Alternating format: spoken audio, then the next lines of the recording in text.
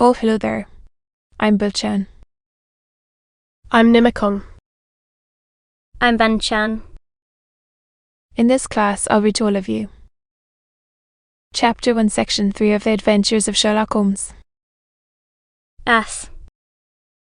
Ah. The Adventures of Sherlock Holmes. Author Conan Doyle. Chapter 1, Section 3. Control Torham. Las Gale. Oh. Prima donna Imperial Opera of Warsaws. Retired from operatic stage art. Living in London quite so. Your Majesty. As I understand. Became entangled with this young person. Wrote her some compromising letters. Precisely so. Then I failed to follow Your Majesty. If this young person should produce her letters for blackmailing or other purposes. Boo. Well. Dare. That is very bad. I was only a crown prince then. I was young. Your Majesty must pay. Stolen. 5 attempts have been made. Twice burglars in my pay ransacked her house. Once we diverted her luggage when she travelled. Twice she has been waylaid. Holmes laughed. It is quite a pretty little problem, said he. But the very serious one to me, returned the king reproachfully. Indeed. To quote old Lofman von Saxe-Meiningen, second daughter of the King of Scandinavia. You may know the strict principles of her family. She is off the very soul of delicacy. Threatens to send them the photograph. And she will do it. I know that she will do it. You do not know her. But she has a soul of steel. She has the face of the most beautiful of women.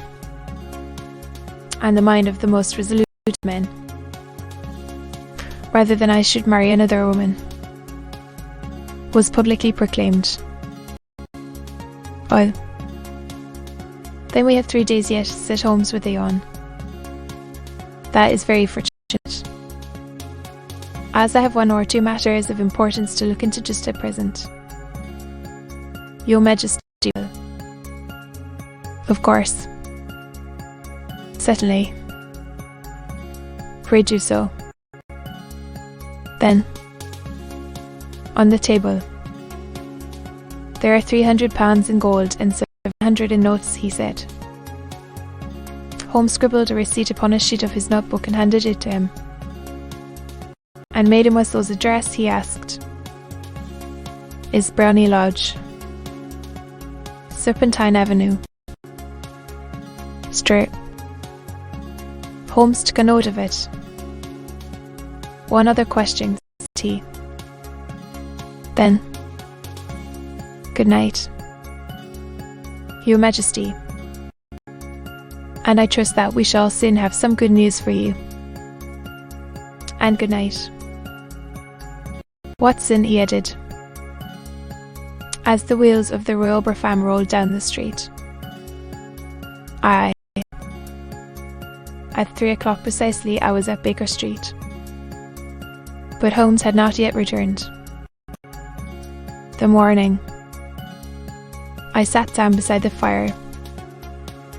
However, with the intention of awaiting him, however long he might be. I was already deeply interested in his inquiry. Poirot. With the 2 crimes which I have already recorded. Still. Character of its own. Indeed. Apart from the nature of the investigation which my friend had on hand. There was something in his masterly grasp of a situation. His keen, incisive reasoning, which made it a pleasure to me to study his system of work and to follow the correct, subtle methods by which he disentangled the most inextricable mysteries, had ceased to enter into my head. It was close upon 4 before the door opened,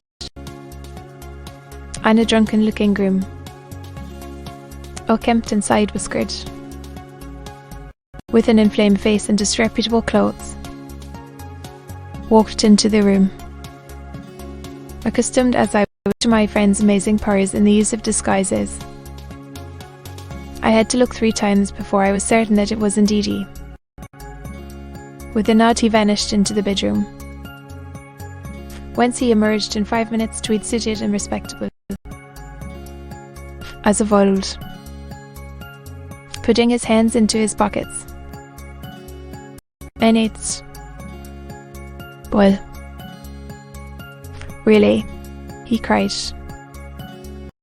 And then he choked and laughed again until he was obliged to lie back, limp and helpless, in the chair. It's quite too funny. I am sure you could never guess how I employed my morning. I can't imagine. I suppose that you have been watching the habits, and perhaps the house. Quite so. But the sequel was rather unusual. I will tell you. However, I grew out of work. There is wonderful sympathy and Freemasonry among horsey men.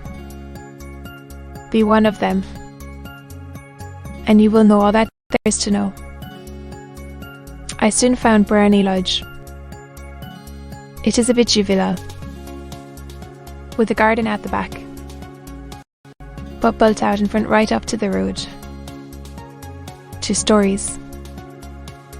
She blocked to the door. Large sitting room on the right side. Well furnished, with long windows almost to the floor, and those preposterous English window fasteners which a child could open. Behind there was nothing remarkable, save that the passage window could be reached from the top of the coach-house. I walked round it and examined it closely from every point of view, but without noting anything else of interest. I then lounged down the street and found, as I expected, the garden. I lent the officers a hand in rubbing down their horses, and received in exchange 2pence, a glass of half and half, 2 fuzz of shag tobacco, and as much information as I could desire about Miss Esther. Was not in the least interested. And what of Irene Adler? I asked. Well, she has turned all the men's heads down in that part. She is the daintiest thing under a bonnet on this planet. So say the Serpentine Muse. Oh man. She lives quietly, sings at concerts, drives out at 5 every day, and returns at 7 sharp for dinner. Seldom goes out at other times, except when she sings.